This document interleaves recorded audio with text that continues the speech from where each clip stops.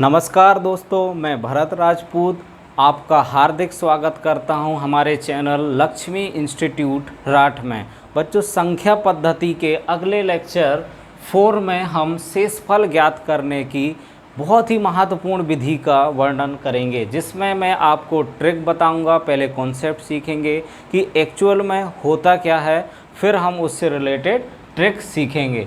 तो डिस्कस करने के पहले आप सभी से रिक्वेस्ट है कि चैनल को सब्सक्राइब करें और पूरा ज़रूर देखें, ताकि पूरा कॉन्सेप्ट आपको समझ में आए और उससे रिलेटेड जो प्रैक्टिस क्वेश्चंस हैं वो आप आसानी से सॉल्व कर पाओ। और मैं वादा करता हूं कि इससे क्वेश्चंस कहीं ना कहीं ज़रूर पूछा जाता है, चाहे आपका सुपर टेट हो, चाहे यूपी टेट हो, चाहे पेट हो, कहीं ना कहीं इससे रिलेटेड क्वेश्चंस ज़रूर मिलते हैं और आप आज के बाद बहुत ही आसानी से सॉल्व कर सकते हो। विदिन 1 मिनट आप उसको सॉल्व कर लोगे। तो हम देखते हैं कि शेषफल ज्ञात करने की विधियां। पहले तो हम देख लेते हैं कोई नंबर हमेशा किससे विभाजित होता है। जैसे अगर मैं एक देखता हूं कि जो x की पावर n है माइनस a की पावर n, ये जो नंबर होगा ये हमेशा किससे विभाजित होगा? ये हमेशा x माइनस a से हमेशा विभाजित होगा। और कैसा विभाजित होगा? पूरी तरह से विभाजित होगा। मतलब इसका अगर हम x माइनस ए से विभाजित करने पर इसका जो शेषफल होगा 0 हो जाएगा। अगर इस तरीके से है x की पावर n प्लस a की पावर n, और अगर n कैसा है? विषम है। n कैसा है? विषम, या हम बोल सकते हैं ऑड पावर है, तो ये x प्लस a से हमेशा विभाजित होगा। बशर्ते यहाँ पर कंडीशन होना चाहिए कि ये इस पर पावर कितनी होना चाहिए? ऑड होना चाहिए। अगर ऑड पावर नहीं है तो नहीं होगा। जैसे अगर मैं इसका एग्जांपल देखते हैं, जैसे एक्स स्क्वायर प्लस ए स्क्वायर, इसका x प्लस a फैक्टर नहीं होगा। अगर एक्स क्यूब प्लस ए क्यूब है तो इसका फॉर्मूला आपको पता होता है, एक ब्रैकेट में एक्स प्लस ए, दूसरे में एक्स स्क्वायर प्लस ए स्क्वायर माइनस ए एक्स। इसका मतलब एक्स प्लस ए से ये विभाजित हो जाएगा। अब हम इसमें एक द्विपद प्रमेय को डिस्कस कर लेते हैं। अब द्विपद प्रमेय बहुत ही ज़्यादा महत्वपूर्ण होगी शेषफल ज्ञात करने के लिए। तो द्विपद प्रमेय क्या होती है आप उसको पहले देख लो। द्विपद प्रमेय, इसको बाइनोमियल थ्योरम भी बोलते हैं। तो देखेंगे कि बाइनोमियल थ्योरम होती क्या। तो दो पदों से रिलेटेड एक प्रमेय होती है। जैसे अगर x प्लस a की घात n है इस तरीके से, तो इसको हम एक्सपेंड कैसे करेंगे, मतलब इसको खोलेंगे कैसे? तो सबसे पहले NC0, ये परम्यूटेशन कॉम्बिनेशन जो क्रिमचे संचय है, तो इसका ये साइन होता है, क्रिमचे का ये साइन हो जाता है, संचय का साइन हो जाता है। NC0 अब x की घात n और a की घात 0 प्लस NC1 x की घात n माइनस 1 और a की घात 1। तो देखो यहाँ पर दोस्तों क्या हुआ कि x की घात कम होती जाएगी और a की घात बढ़ती जाएगी। जितना यहाँ पर होगा वहाँ पर a की घात बढ़ेगी। NC2 x की घात n माइनस 2 और a की घात 2 प्लस कहाँ तक जाएगा ये? इस तरीके से सेकेंड लास्ट टर्म हो जाएगा NCn माइनस 1 और x की घात n माइनस n माइनस ये हो जाएगा 1, सॉरी x की पावर 1 और a की घात n माइनस 1 और लास्ट NCn x की घात 0 और a की घात n हो जाएगा। तो इस तरीके से एक एक्सप्रेशन बनेगा। अब हम देखेंगे कि पहला वाला पद ये भी पूरा तरह से x के विभाजित होगा। अगर इससे मैं x से विभाजित करता हूँ तो ये भी पूरा x से विभाजित होगा, ये वाला टर्म भी x से विभाजित होगा, ये थर्ड पद भी x से विभाजित होगा, क्योंकि यहाँ पर x की घात कितनी है? n minus 2। तो यहाँ जितने भी पद हैं यहाँ तक के, ये सबसे सारे के सारे x से विभाजित होंगे। ये पूरे के पूरे किससे विभाजित हो जाएंगे? x से विभाजित होंगे। अच्छा, जो ये वाला टर्म है ये किससे विभाजित नहीं होगा? x से विभाजित नहीं हो जाएगा।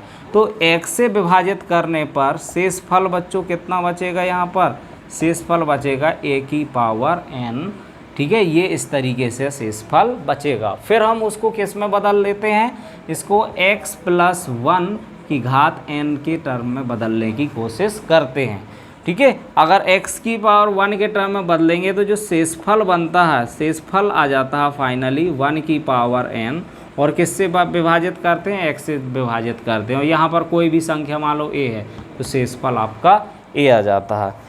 तो हमें क्या याद रखना है, ये इस तरीके का शेषफल बचेगा और वो उसमें देख लेंगे कि क्या बनेगा। मान लो अगर जिससे विभाजित करना उससे अगर बड़ा नंबर आता है तो एक बार और विभाजित करना पड़ेगा। इस तरीके से हम फाइंड कर लेंगे। इससे रिलेटेड क्वेश्चंस कर लेंगे तो वहाँ पर मैं और अच्छे से एक्सप्लेन कर दूंगा कि बाइनोमियल थ्योरम का कॉन्सेप्ट ही यूज़ होता है उसमें, और कुछ भी यूज़ नहीं होता है। तो बच्चों जैसे हमें देखना है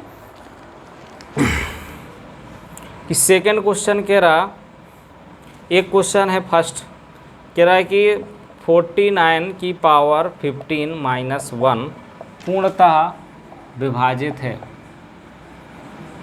ये किससे विभाजित है, पहले तो इसको देखेंगे।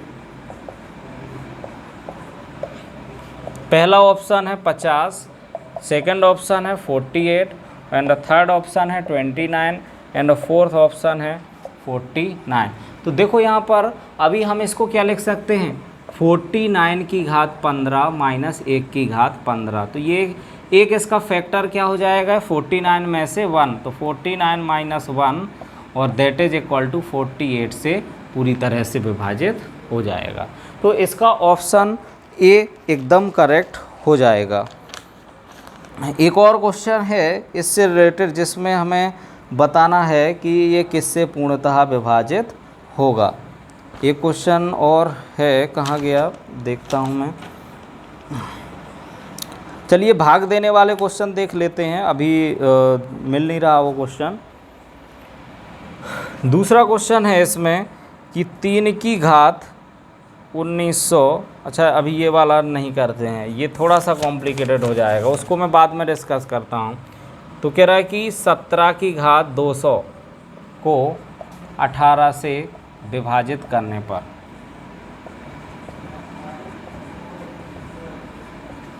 पर शेषफल बताना है कि शेष क्या होगा। A option 1, B option 2, C option 16 और डी ऑप्शन 17 दे रखा है। तो देखो दोस्तों, हमें 17 की घात 200, अब ऐसा तो करेंगे नहीं कि 17 का मल गुणा 200 बार 17 गुणा 17 गुणा 17, ये तो बेवकूफ़ी हो जाएगी। तो यहाँ पर हम देखेंगे 17 की घात 200, इसको हम क्या लिख देंगे, इस 18 - 1 की घात 200 और बटे 18, मतलब इससे विभाजित करना है ना, 18 से विभाजित करना। अब हम देखेंगे कि जो शेषफल बचेगा वो शेषफल क्या बचेगा, तो इसमें जो शेषफल आएगा -1 की घात 200, -1 की घात 200 क्या होता है 1, तो आंसर ए एकदम करेक्ट हो जाएगा।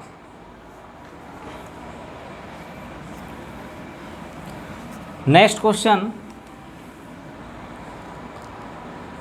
जिसमें कह रहा है कि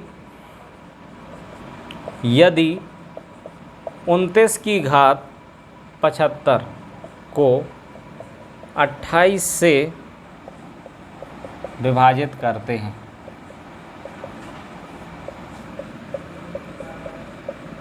तो शेषफल बताओ। तो इसमें हमें शेषफल ज्ञात करना है। तो देखो ऑप्शन दे रखा है इसमें, ऑप्शन चलिए ऑप्शन है इसका 0, 1, 29, 7। तो हमें 29 को 28 के पास में लिख सकते हैं, तो इसको हम लिख सकते हैं 29 की पावर 75, इसको हम लिख देंगे 28 + 1 और 75, और किससे विभाजित करना 28 से। तो देखो अब ये 28 में जितने भी करेंगे हम पार्ट, तो लास्ट वाला जो बचेगा वो कैसा होगा, जैसे a की पावर n वाला इसका शेषफल आता है। तो यहाँ से जो शेषफल आएगा, शेषफल बच्चों कितना हो जाएगा 1 की घात 75, इसका मतलब 1 आंसर आ जाएगा। तो ये हमने द्विपद प्रमेय का उपयोग करते हुए निकाला। अब जो कॉम्प्लिकेटेड वाला क्वेश्चन छूट रहा था उसको देखेंगे, वो थोड़ा सा बहुत ही अच्छा क्वेश्चन है, उसको करोगे तो आपके सारे जो भी आपको कॉम्प्लिकेशंस थी वो दूर हो जाएगी। पहले तो क्वेश्चन है थर्ड वाला कि 13 की घात 171 प्लस 5 को 12 से भाग देने पर शेषफल बताना है। तो देखिए यहाँ पर 13, इसको हम अलग अलग भाग देंगे। जैसे अगर मैंने दिया ये तो 5 बचेगा, ये तो अलग है। अब इसको हम ब्रेक करेंगे तो 13 की घात 171 प्लस 5 और इसको भाग दे रहे हैं 12 से। इसको हम क्या लिख सकते हैं, 12 प्लस 1 की घात 171 प्लस 5 और इसको भाग दे रहे हैं 12 से। तो बच्चों पहले टर्म में अगर हम भाग देंगे 12 से तो शेषफल कितना बचेगा, 1 की घात 171 और प्लस इसको 5 से भाग दें 5 और भाग से देना है 12 से। तो 6 को अगर हम देंगे 12 से भाग तो शेषफल क्या बचेगा बच्चों, तो शेषफल यहाँ पर 6 ही बचेगा, क्योंकि यहाँ से दिया तो शेषफल 1 बचा और इससे भाग दिया तो शेषफल 5 बचा। तो 5 + 1 6 हो जाएगा। अगर यहाँ पर ये 6 मान लो 13 आ जाता जोड़ने पर दोनों, तो शेषफल कितना, एक बार और विभाजित हो जाता और शेषफल आपका 1 बच जाता। अगला क्वेश्चन देखेंगे जिसमें जो अब तक का सबसे कॉम्प्लिकेटेड क्वेश्चन रहेगा, फोर्थ क्वेश्चन है। इसमें कह रहा है कि 3 की पावर 1989 को 7 से भाग देने पर शेषफल होगा। ये हमारा यूपी टेट 2018 में आया हुआ क्वेश्चन। देखिए कितना शानदार क्वेश्चन यहाँ पर दिखाया गया है। 7, B 6 और C ऑप्शन है 8 और D ऑप्शन है 0। कुछ बच्चे इसको इकाई के अंक से करने की कोशिश करते हैं लेकिन उससे इसका आंसर नहीं आता। तो अब हम इसको देखेंगे तो 3 की घात 1989 इसको हम इससे भाग देंगे 7 से। अब देखोगे कि ये 3 7 के आसपास कैसे आ सकता है। अगर मैं 3 का स्क्वायर कर देता हूँ तो इसके आसपास आ सकता है कि 3 का स्क्वायर 9 होता। तो अब स्क्वायर करने पर ये वाली जो घात है ये किससे विभाजित होना चाहिए, 2 से विभाजित होना चाहिए, लेकिन ये 2 से विभाजित नहीं होती है। तो पहले एक 3 का हम अलग कर लेते, तो 3 की घात 1988 कर लेंगे इंटू 3/7 ऐसे कर लोगे।